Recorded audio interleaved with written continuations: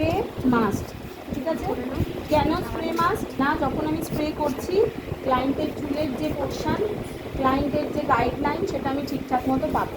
যদি আমি সেটা ঠিকঠাক মতো পাই তাহলে আমার কাটিং ভুলভাল হবে না।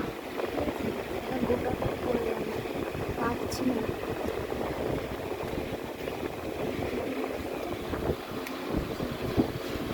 যারা এই পোর্শনটা আছিস বসে পড়ে, হ্যাঁ, কারণ এই জায়গাটায় যারা আছিস দেখতে পাবি, তুই ওখানটা আছিস তুই দেখতে পাবি, তুই বস, হ্যাঁ তুই সেটা দেখতে পাচ্ছিস, চেয়ারটা নিয়ে সরে যাবে। এবার সবাই দেখতে পাচ্ছিস? হলো? আচ্ছা, হেয়ার কাটিংয়ে কী বলেছিলাম? দুটো গাইডলাইন। কি? সবার আগে যে কোনো কাটিংয়ের ক্ষেত্রে এই গাইডলাইনটা মাস্ট।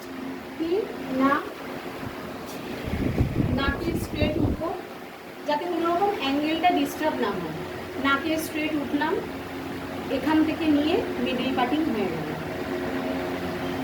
কারণ অনেকের দেখবি এই জায়গাটা মোড় থাকে, যে মোড়ই আছে, মোড় আমার এই জায়গাটা মোড় আছে, এখান থেকে যদি কোনো রকম কাটিং নিতে যায় যারা প্রথম প্রথম কাজ করবে তাদের অসুবিধা হবে। অনেকে দেখবি সিঁদুর পরে জায়গাটা ডাক, তাহলে আরও কনফিউজ হয়ে যাবি, সেটা মাথায় রেখে কাজ করতে হবে।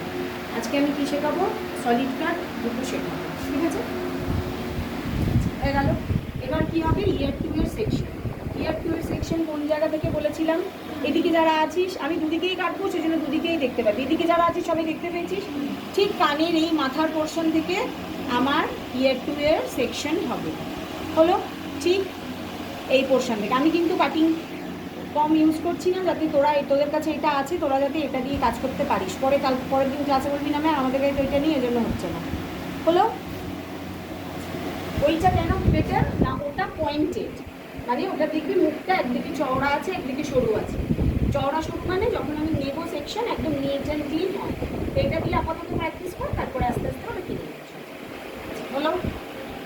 এখানেও সেম। হলো? সেকশন পেছন দিকে চুলটা নিয়ে নিলাম। হলো? আচ্ছা, এটা হচ্ছে আমার ফ্রন্ট পার্ট, এইটা হচ্ছে আমার ব্যাক পার্ট। হ্যাঁ, আচ্ছা, সেটিং ক্লিপ আটকে নিলাম। সেটিং ক্লিপ বিভিন্ন ধরনের হয়, একটা দিক দিয়ে এরকম আছে, আরেকটি ক্লিপও আছে, পরে দিন দেখিয়ে দেবো। ওটাকে ব্যানানা ক্লিপ বলে, এরকম কম দামিয়ে পাওয়া যায়। সেটিং ক্লিপ কিন্তু হেয়ার কাটিংয়ে লাগবে, যেটা পকেট কাটিং করবে সেটা কিনে দিবি। কাটিং অ্যাঙ্গেল আর হেয়ার ঠিকমতো লক করাটা জানতে হবে, তারপর যখন আস্তে আস্তে ইঞ্জিরা এক্সপার্ট হয়ে যাবে তখন যা ইচ্ছা করবে।